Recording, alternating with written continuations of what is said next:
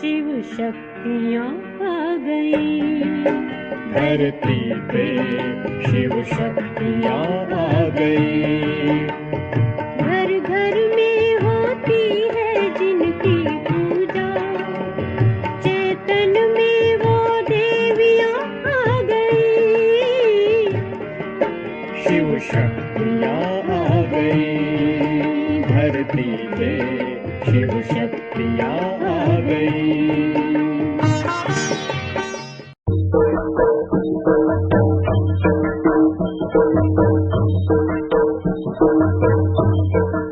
ओम शांति। नवरात्रों की आप सभी को बहुत बहुत शुभकामनाएं। प्रतिवर्ष अश्वनी मास की शुक्ल प्रतिपदा से लेकर नवमी तक हम नवरात्रों का ये शुभ पर्व मनाते हैं। ये 9 दिन हमारे अंतर की शक्तियों को जागृत करते हैं, हमारे अंदर माता के प्रति श्रेष्ठ भावनाओं का उद्गम करते हैं। हमारे अंदर जो परोक्ष रूप में शक्तियाँ हैं, उन शक्तियों को जागृत कर संपूर्ण संसार में, हम सबके जीवन में नई शांति, सुख, आनंद, प्रेम, पवित्रता, सद्गुणों, दिव्य गुणों का संचार करते हैं। प्रत्येक वर्ष हम बहुत ही धूमधाम से इन सुंदर दिनों को मनाते हैं। हम देखते हैं कि सभी भक्तजन इन दिनों में सर्वप्रथम सुंदर कलश की स्थापना करते हैं, अपने घरों में अखंड ज्योत जगाते हैं, व्रत, उपवास, नियम व धारणाओं को जीवन में अपनाते हैं। साथ साथ कन्याओं का पूजन भी करते हैं, रात को जागरण भी करते हैं, माँ दुर्गा का, माँ सरस्वती, माँ काली की आराधना करते हैं और यही उम्मीद करते हैं कि देवियाँ हमारे जीवन में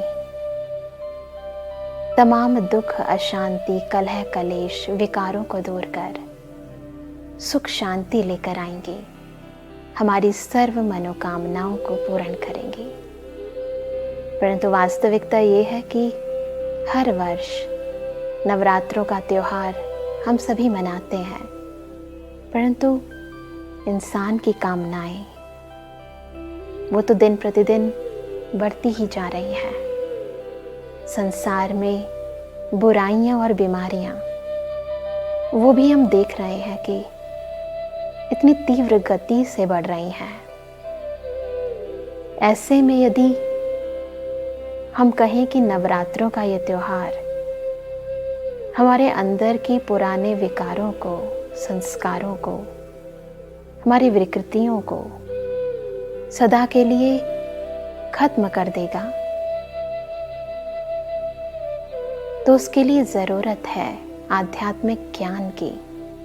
और सही मायने में जो भी हम भक्ति, पूजन, आराधना करते हैं, जिन भी विधियों को अपनाते हैं, उन्हें यथार्थ रीति समझने की, तभी हम इन विधियों से सिद्धियां प्राप्त कर सकते हैं।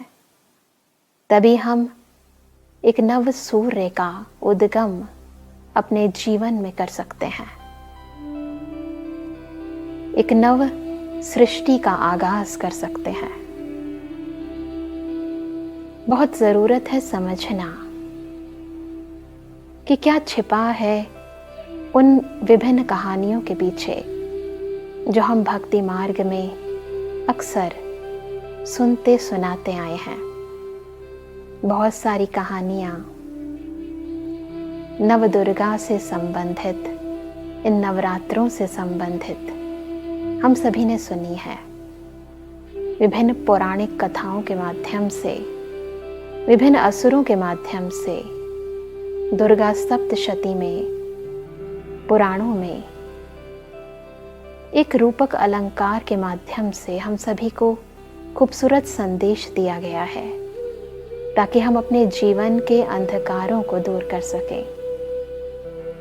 देखा जाता है कि नवरात्रि, शिवरात्रि, जन्माष्टमी, ये वो त्योहार हैं जो रात्रि को मनाए जाते हैं, क्योंकि देवी देवताओं वो परमात्मा शिव सदा आत्मिक स्थिति में है, सदा अपनी अजर अमर अविनाशी स्थिति में है। अतः जब रात्रि शब्द उनके साथ प्रयोग में आता है तो वह हद की रात्रि नहीं अपितु बेहद की रात्रि हो जाती है। वो रात्रि जो कलह कलेश की रात्रि है, वो रात्रि जिसमें दुख है, अशांति है, परेशानी है, संसार के अंदर फैली हुई विकृतियां हैं, जिसमें काम है, क्रोध है, लोभ है, मोह है, अहंकार है, ईर्ष्या है, द्वेष है, घृणा है, भय है, आलस्य है। ये सभी आसुरी अवगुण जब संपूर्ण संसार में, प्रत्येक समाज में, हर व्यक्ति के जीवन में हावी हो जाते हैं, तब जरूरत पड़ती है उस परमात्मा शिव की शक्ति की। और जब हम परमात्मा से वो शक्ति लेते हैं तो उस शक्ति के द्वारा ही हम अपने अंदर के इन अवगुणों को, हम अपने अंदर की इन विकृतियों का सदा के लिए सर्वनाश कर सकते हैं। और तभी हमारे अंतःकरण से दुर्गा, सरस्वती, काली, वैष्णवी, नैना देवी, ज्वाला, शीतला, ब्रह्मचारिणी जैसी अनेकानेक शक्तियां अपने आप ही उजागर हो जाती हैं। सबसे पहले समझते हैं इन पौराणिक कथाओं के पीछे छिपे हुए भाव को। एक बहुत ही सुंदर कथा नवरात्रों से संबंधित हम सुनते हैं। कहते हैं कि जब चारों युगों की समाप्ति का समय था, उस समय चिरातीत में मधु और कैटप नामक दो असुर, जिन्होंने संपूर्ण देवी देवताओं को अपने अधीन कर दिया था, और उस समय कहते हैं कि विष्णु जी योग निद्रा में सोए हुए थे, और तब ब्रह्मा जी ने एक आदि कन्या को प्रकट किया, और उस आदि कन्या ने मधु और कैटप दोनों राक्षसों का अंत किया। इसी प्रकार एक कहानी दुर्गा सप्तशती में भी कही गई है। कहते हैं कि महिषासुर नामक एक राक्षस, एक दैत्य, जिसने समस्त देवी देवताओं को पराजित कर दिया था, जिसके कारण समस्त ब्रह्मांड में हलचल हो गई थी। उस असुर का विनाश करने के लिए त्रिदेव ने एक आदि शक्ति को जागृत किया, प्रकट किया, और ये आदि शक्ति अष्टभुजा धारणी थी, दिव्य गुणों से सुसज्जित थी, त्रिनेत्री थी। और उस आदि शक्ति ने महिषासुर नामक राक्षस को सदा के लिए खत्म कर दिया, विनाश कर दिया। एक और कहानी जो बहुत प्रचलित है वो है सूर्य के वंशज शुंभ और निशुंभ की। कहते हैं शुंभ और निशुंभ, इनके प्रधान सेनापति थे धूम्रलोचन, और उनके मुख्य कार्यकर्ता रक्त बीज थे, और साथ ही उनके सहायक कर्ता थे चंड और मुंड। ये सभी राक्षस इतने शक्तिशाली थे जिन्होंने समस्त सृष्टि में हाहाकार मचा दिया था। और कहते हैं तब परमात्मा शिव की शक्ति पार्वती जी ने महाकाली का रूप धारण कर इन सभी राक्षसों का अंत किया। वास्तविकता ये है कि मधु और कैटप यानी राग और द्वेष प्रत्येक मानव में है, और इस मधु और कैटप को यानी राग और द्वेष की विभिन्न भावनाओं को जो कि काम, क्रोध, लोभ, मोह और अहंकार के रूप में आज हर एक मानव के अंदर, उसके मन चित्त पर हावी हो गई हैं। अलग अलग माध्यमों के, अलग अलग मीडिया के माध्यम से, अलग अलग चित्रों के माध्यम से, कुसंग के माध्यम से इंसान इन सब का शिकार हो जाता है। बहुत ज़रूरत है कि अपने अंदर के इन विकारों का सर्वनाश करने के लिए अपने अंदर की सुषुप्त शक्तियों को हम जागृत करें। और इसी के लिए कहते हैं कि स्वयं ब्रह्मा जी ने आदि शक्ति को जागृत किया, प्रकट किया। तो ज़रूरत है अपने अंदर के आदि गुणों को जागृत करने की। आदि यानी जो स्टार्टिंग के गुण थे। वह समय जब हम सभी इस सृष्टि रंगमंच पे सर्वप्रथम आए थे, अपने अंदर की उन आदि गुणों को, आदि शक्तियों को जागृत जब हम करते हैं, तो ये जो बाह्य संस्कार हैं, स्वभाव हैं, ये जो विकृतियां हैं, तो ऑटोमेटिक इन विकारों का अंत हो जाता है। क्योंकि स्मृति से समर्थी आती है। जैसे जैसे हमें अपने आदि अनादि संस्कार स्मृति में आते हैं, याद रहता है कि वास्तविकता में हम स्वयं परमपिता परमात्मा की शक्ति हैं, उस ज्ञान सूर्य की, शिव की शक्ति हैं, मास्टर ज्ञान सूर्य हैं, मास्टर सुख सागर हैं, मास्टर शांति सागर हैं। तो हमारी आंतरिक शक्ति हमें समर्थी प्रदान करती है और इसी शक्ति और समर्थी से हम इन विकृतियों का अंत करने के लिए समर्थ हो जाते हैं। इसी प्रकार हम देखते हैं कि महिषासुर, यदि इस शब्द को हम विच्छेद करें तो महिष यानी भैंस। आज इंसान की बुद्धि भैंस के समान, यानी हर एक इंसान विवेकहीन हो गया है। निर्णय शक्ति, परखने की शक्ति, क्या ठीक है क्या गलत है, उसे समझ ही नहीं है। विकारों की तरफ ऐसा आकर्षित हो जाता है कि उसे अपने और पराये का भेद समझ नहीं आता। दुखदायी विकृतियों को अपने जीवन का अभिन्न अंग मान लेता है। हम देखते हैं कि आज हर एक घर में, खास तौर पर हमारी नव पीढ़ी अनेक विकारों से ग्रस्त है। ड्रग्स, शराब, नशीले पदार्थ जीवन का अंग बना बैठे हैं। अपनी दिनचर्या को बिल्कुल ही प्रकृति के विपरीत बना बैठे हैं। जो चीज़ सही है उसको सही न समझकर गलत को अपने जीवन में अपना बैठे हैं। अपनों को छोड़कर कहीं और प्रेम, सुख, शांति की तलाश में भटक रहे हैं। बहुत ज़रूरत है इस महिष बुद्धि को, इस अविवेक को, इस तमो प्रधानता की बुद्धि को खत्म करना। और उसके लिए ज़रूरत है अपने जीवन में अष्ट शक्तियों को धारण करना। उसके लिए ज़रूरत है तीसरे नेत्र को जागृत करना, समझना कि वास्तविकता में हम ये देह नहीं, अपितु इस देह को चलाने वाली आत्मा है, शिव की शक्ति है। बहुत ज़रूरत है अपने अंदर के दिव्य गुणों को जागृत करना। स्वयं में धैर्यता, सत्यता, नम्रता, सहनशीलता, हर एक इंसान के प्रति शुभ भावना, शुभकामना, मधुरता, कर्मों में हर एक के प्रति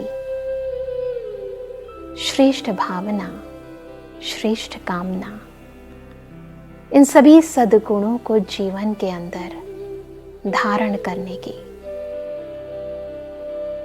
और जब दिव्य गुण, ईश्वरीय शक्तियां, सद्ज्ञान जीवन में आ जाता है, हम स्वयं शक्ति स्वरूपा बन जाते हैं, दिव्य गुणों रूपी गहनों से सुसज्जित हो जाते हैं।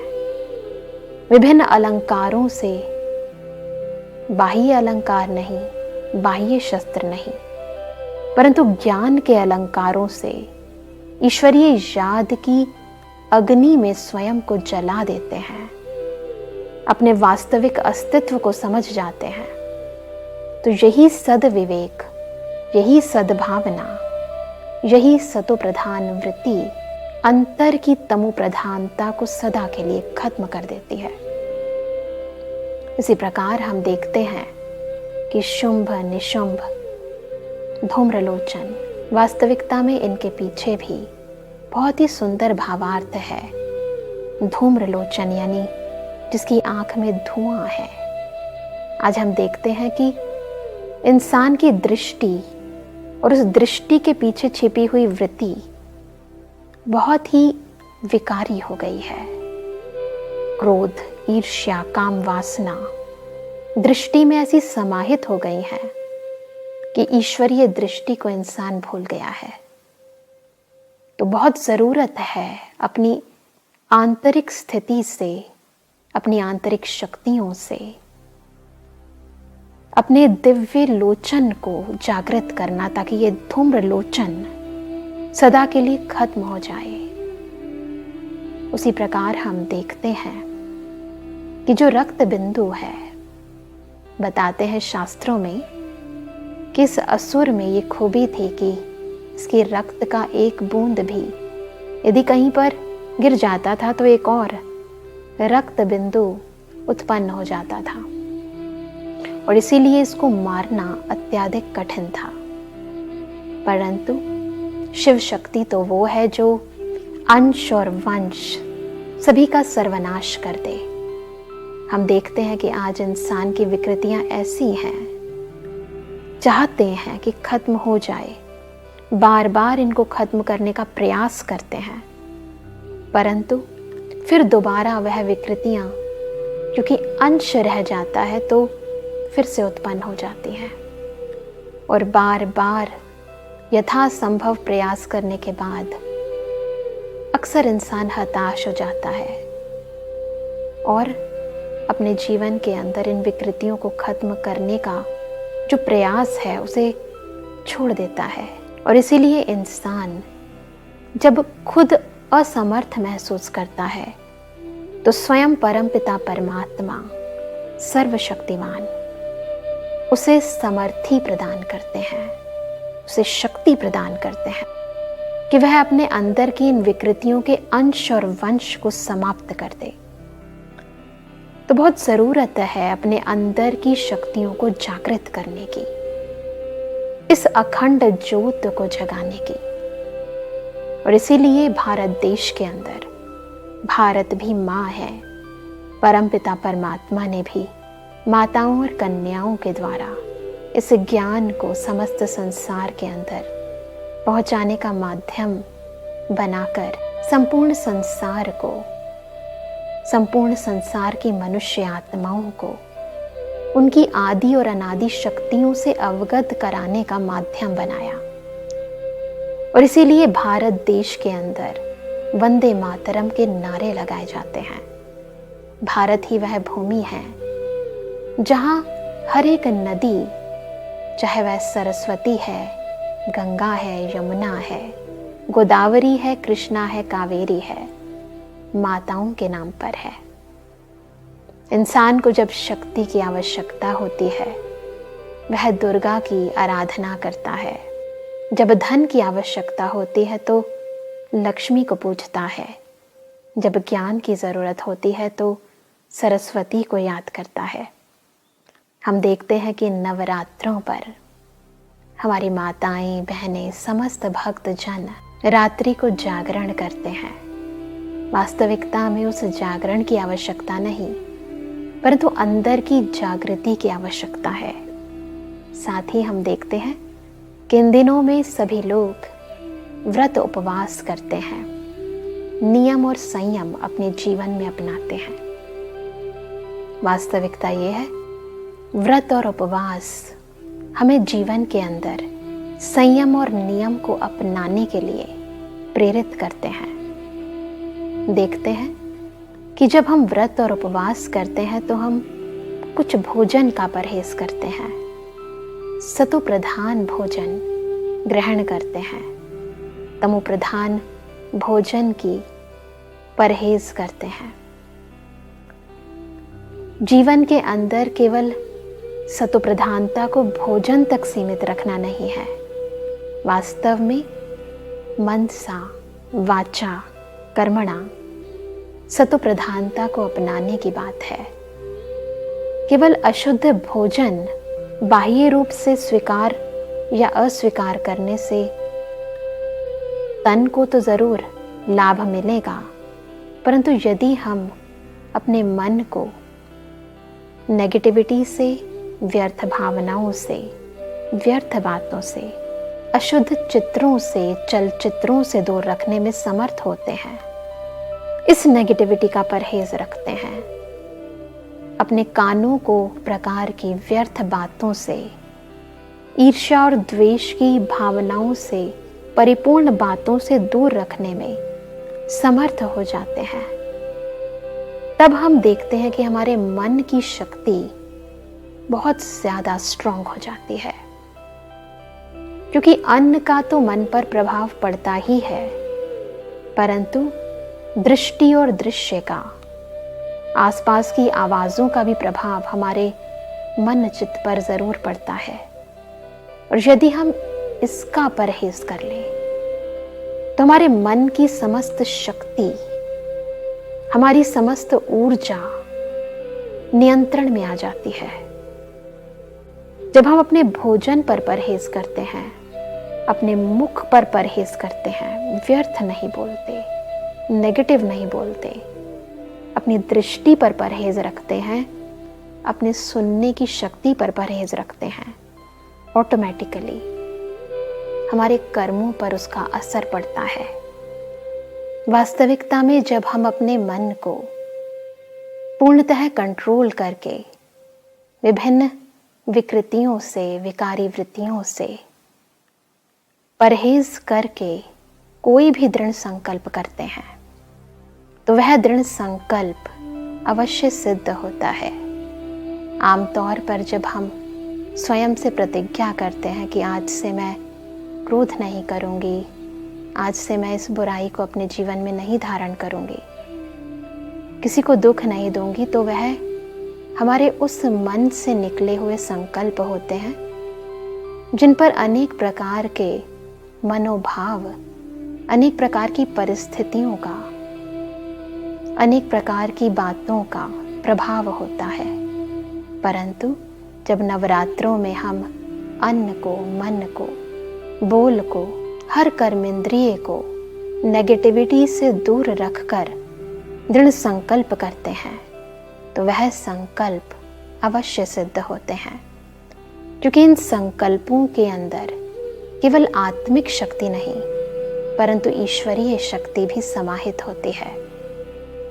तो क्यों ना इस बार हम नवरात्रि को एक आध्यात्मिक अर्थ के रूप में मनाएं, अपने जीवन के अंदर सदा का उपवास रखें, यानी सदा परमात्मा के समीप रहें। क्यों ना दुर्गा को, सरस्वती को, काली को, वैष्णवी को, शीतला को अपने अंतःकरण में जागृत करें, ऐसी जागती ज्योत जगाएं जो न केवल हमारे जीवन को परंतु संपूर्ण सृष्टि को जगमगा दे, दीपावली ले आए, अंतःकरण के विकारों को सदा के लिए भस्म करके सच्ची विजयदशमी हम मना सकें। ऐसे नवरात्रे, ऐसे नए दिन, ऐसा नवयुग इस संपूर्ण सृष्टि पर आ जाए। ओम शांति।